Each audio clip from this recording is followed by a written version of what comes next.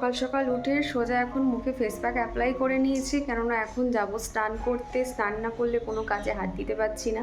তো ভাবলাম চলো আগে স্নানটা সেরে নিই, তারপর বাদবাকি কাজকর্মগুলো করবো। রান্না বান্না রয়েছে। মাঝে যখন বাপের বাড়ি গেছিলাম তখনই আর কি চিকুর চুল কাটানো হয়েছিল একদম জিরো করে। আর এখন চুলগুলো বড় বড় হয়ে গেছে, দেখতে খুব খারাপ লাগছে। তো ভাবলে একটু সেট করে দেওয়া যাক, সেই জন্য ওরা গেছে। আর এরই ফাঁকে আমি ঝটপট স্নান টান সেরে নিয়ে বিছানাপত্র পরিষ্কার করব, রান্না জোগাড় করব। তো যাই হোক, চলো আজকের ভিডিওটা আশা করছি তোমাদের ভালো লাগবে, তো তোমরা দেখতে থাকো।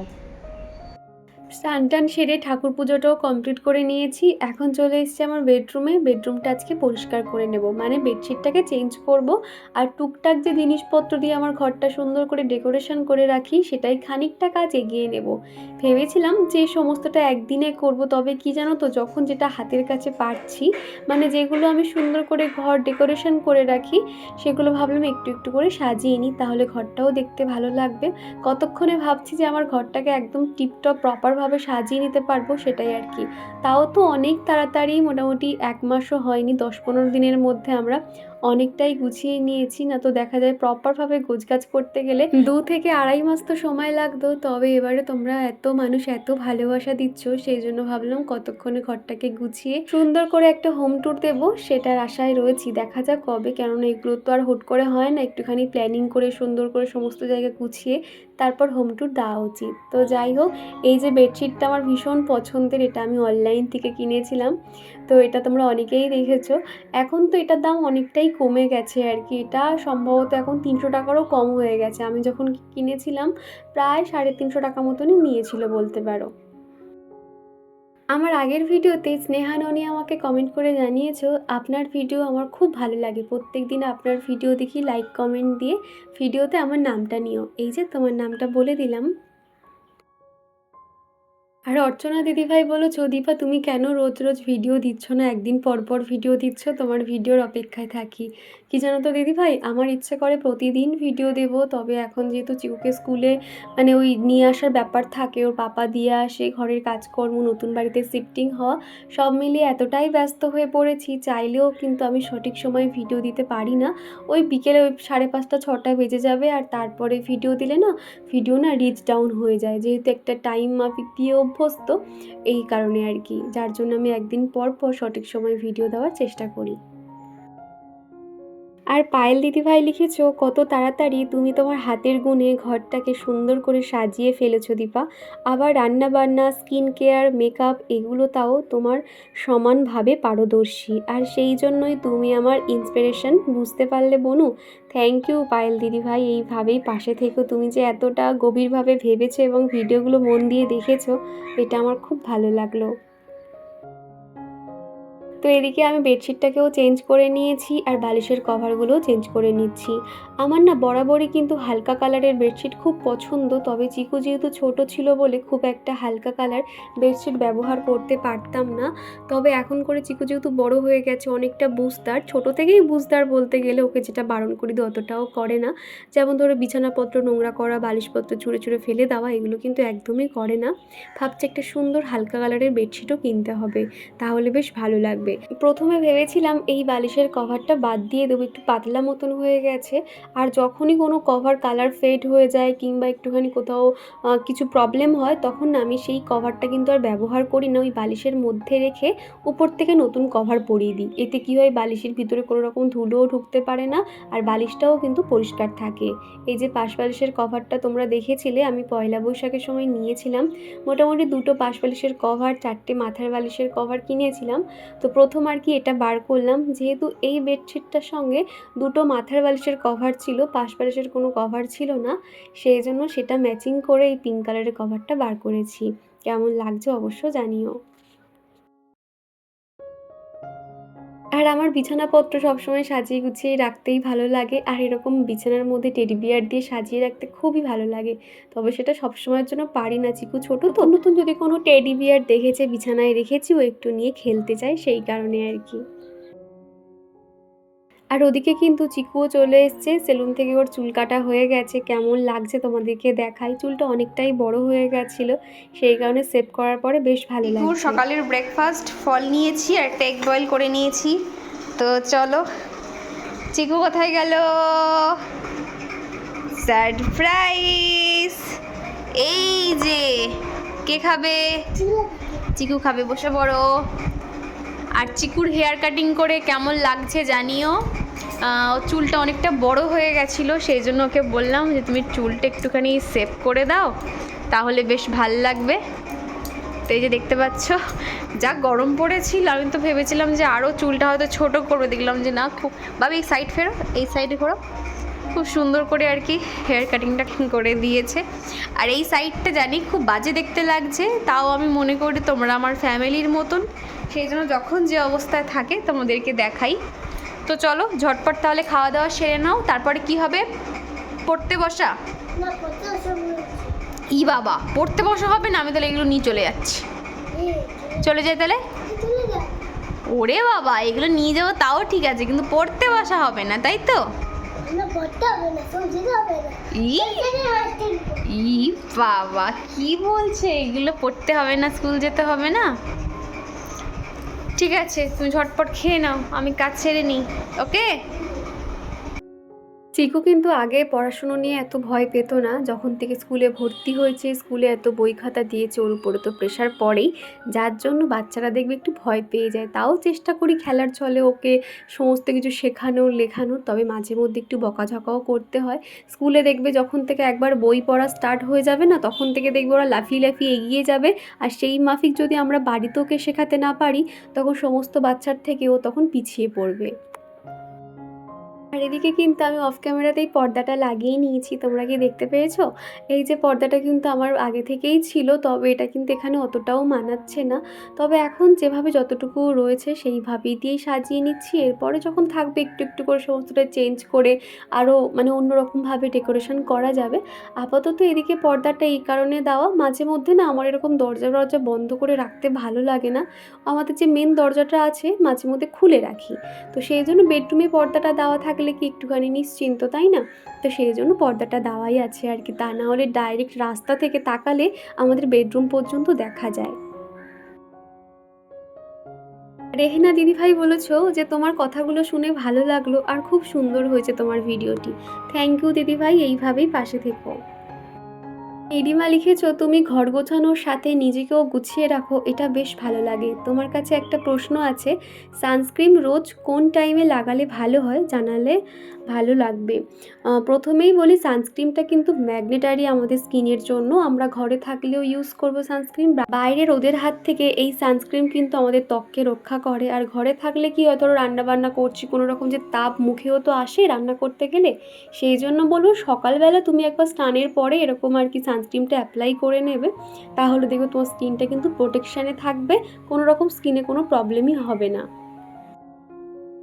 আর এদিকে ঘর বারান্দাগুলো পুরোটা ঝাঁট দিয়ে দিচ্ছি, সিঁড়িপথটাও ঝাঁট দিয়ে দেবো। প্রত্যেক দিন কিন্তু সিঁড়িটা আমি ঝাঁট দিতে পারি না, আমি ওই 1-2 দিন পর পর সিঁড়িটা ঝাঁট দিয়ে দিই, তা না তো ওই সিঁড়িপথটা কিন্তু প্রতিদিনই ঝাঁট দিতে হয়।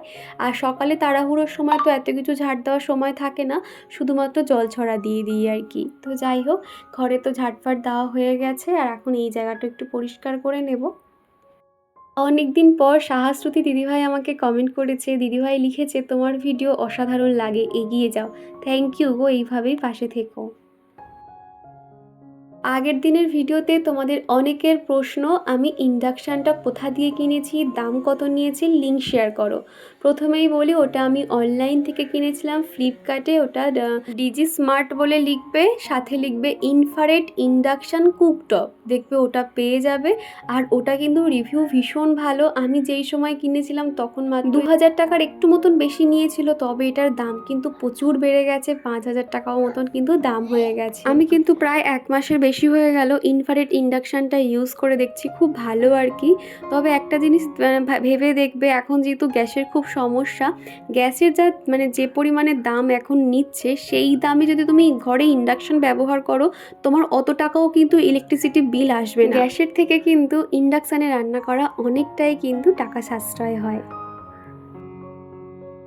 তো যাই হোক, ওদিকে সিঁড়িপথটা ঝাড় দিয়ে দিয়েছি, ওই ঝাঁটাটাকে রেখে দিয়েছি, আর এই যে ঝাড়ুটাকে রেখেছি শুধুমাত্র বাইরেটুকু ঝাড়ু দেওয়া। আমি উঠোনের এমাথা ওমাথা সমস্ত জায়গা খুব ভালো করে ঝাঁট দেওয়া হয়ে গেছে। এবার একটু জল ছড়া দিয়ে দিচ্ছি, একটু ধুলো ধুলো হয়ে থাকে। সামনের এইটুকু জায়গায় যে টাইলস দেওয়া রয়েছে, এই জায়গাটা কিন্তু সবসময় জল দিয়ে ধুয়ে পরিষ্কার রাখি, দেখতেও বেশ ভালো লাগে। তা নাহলে ধুলো ধুলো থাকলে না ওই পায়ে পায়ে পুরো ঘরে চলে আসে।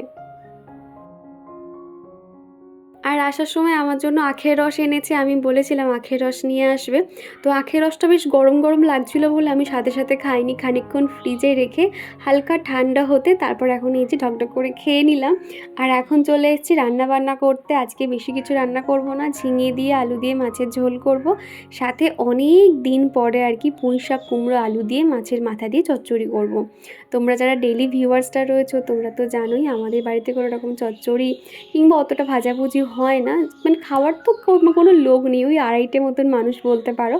তো সেই জন্য চিকু পাপা নিজে বললো যে একটুখানি মাছের মাথা দিয়ে চচ্চড়ি বানাও। তো দেখো অল্প করেই একদম বানাচ্ছি, খেতে কিন্তু বেশ ভালো হয়েছিল।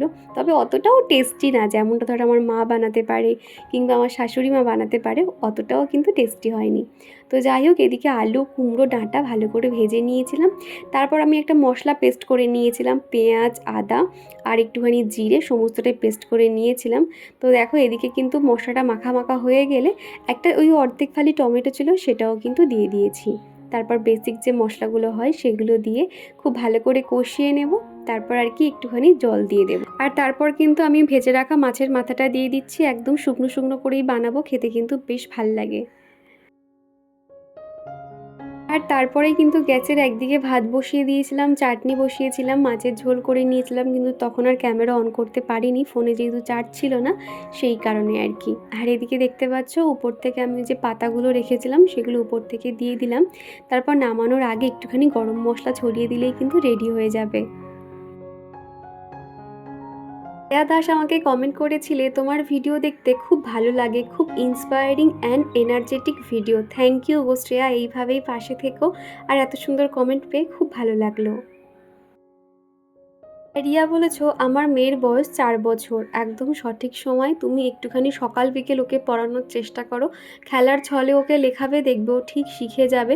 চিকু যখন স্কুলে ভর্তি হয় বিশ্বাস করো ও কিন্তু কিছুই জানতো না, শুধুমাত্র এ আর বি লেখাটা শিখেছিল। তারপর স্কুলে ভর্তি হওয়ার আমি 2 মাসের মধ্যে কিন্তু ওকে সমস্তটা শিখিয়েছি। তখন যদিও হাতের লেখাটা অতটা ভালো ছিল না, বাচ্চারা একবার লেখা শিখে গেলে হাতের লেখার উপর একটু ফোকাস করলে কিন্তু ওরা আরও সুন্দর সুন্দর লিখতে শিখে যাবে। আর পিউ ব্যানার্জি আইডি থেকে এক দিদিভাই লিখেছো আমিও সারাদিন সংসারে কাজ নিয়েই থাকতে ভালোবাসি আর নিজের মতন সুন্দর সুন্দর গান শুনি, এটা এমন একটা ওষুধ, কাজ করতে কোনো অসুবিধাই হয় না। একদমই ঠিক বলেছো গো, তখন একটা আলাদাই এনার্জি চলে আসে। ভালো লাগলো তোমার কমেন্টটা পেয়ে। আর এদিকে সকাল থেকে দুপুর পর্যন্ত কিংবা রাতে ইন্ডাকশানের উপরে খুব প্রেশার পড়ে রান্নাবান্না হয়, তো এটার কিন্তু যত্ন করা খুব সহজ। আমি সব সময় কিন্তু ভিম লিকুইড দিয়ে মুছে থাকি, তবে আজকে মনে হলো যেন একটু সুন্দর করে পরিষ্কার করি যাতে আর নতুনের মতন চকচক করে। সেই জন্য এখানে আমি টুথপেস্ট লাগিয়ে রেখেছিলাম, তবে কলগেটটা ছিল না, আমরা ওই রেড যে টুথপেস্টটা ব্যবহার করি কোলগেটের সেটাই আর কি ব্যবহার করেছি। আর সেটা লাগানোর পরে উপরে আমি বেকিং সোডা দিয়ে দিয়েছিলাম, দিয়ে এখন ব্রাশ দিয়ে ভালো করে ঘষে নিয়েছি। তারপর একটা শুকনো কাপড় দিয়ে বারে বারে মুছে নিয়েছি, একদম কিন্তু পরিষ্কার হয়ে গেছে। তারপর দুপুরের খাওয়া দাওয়া কমপ্লিট করে আমি আর চিকু এখন বসেছি আইসক্রিম নিয়ে, চিকুকে একটা কর্নেটো দিয়েছি আর আমার জন্য এই আইসক্রিমটা নিয়ে এখন বসে পড়েছি। ঝটপট আইসক্রিমটা খেয়ে নিই, আর এটা এত সুন্দর মালাই মতন খেতে না বেশ ভালো লাগে। আর চিকুকে কর্নেটোটা এই কারণে দেওয়া যাতে ও হাতে মাখামাখি না করতে পারে। তারপর ছাদে চলে গেছিলাম জামা কাপড়গুলো তুলতে, বেশ কিন্তু মিষ্টি একটা হালকা রোদ ছিল দুপুরের পরে। আজকে একটা দিন আমি ভিডিও দিতে পারিনি, যেহেতু আমি একদিন পর পর দিই, সেখানে 2 দিন গ্যাপ হয়ে গেছিলো। তোমরা অনেকেই জিজ্ঞাসা করছো দীপা তুমি কেন ভিডিও দাও না? এই কয়েকদিন ভোর কেন জানি না আমার একটু বুক যন্ত্রণা করছিল, তো একটুখানি ভয় লাগছিল, যেহেতু এই সমস্ত জিনিস না কখনো সমস্যাগুলো চেপে রাখা উচিত নয়। তো বারবার মাকে জিজ্ঞাসা করছিলাম মা কেন এরকম হচ্ছে, মা বললো হয়তো গ্যাসের সমস্যা থেকে হতে পারে। তবে গ্যাসের ওষুধ আমি 2 দিন টানা খেয়ে দেখলাম যে কিছু হচ্ছে না। এদিকে আমার টেনশনও হচ্ছিল যে কোনো হার্টের কোনো সমস্যা হলো নাকি। তো সেই জন্য আমি ডক্টর দেখাতে গেছিলাম বিকেলবেলা, আমি একাই চলে গেছিলাম চিকুকে নিয়ে। যেহেতু সামনেই যেহেতু ডক্টর বসে, আমরা যাদের বাড়িতে থাকি উনিই কিন্তু ডক্টর, ওনার কাছেই দেখিয়ে নিয়েছিলাম। তো উনি বলল না সেরকম কোনো ব্যাপার না, এটা হালকা গ্যাসের জন্যই হচ্ছে। তো আমাকে কয়েকটা ওষুধ দিয়েছিল।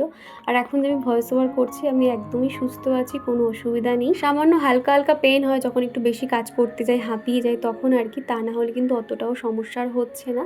তো এখন এই যে সন্ধেটা দিয়ে নিয়েছি আর এই যে ঠাকুরের বই পড়ছি।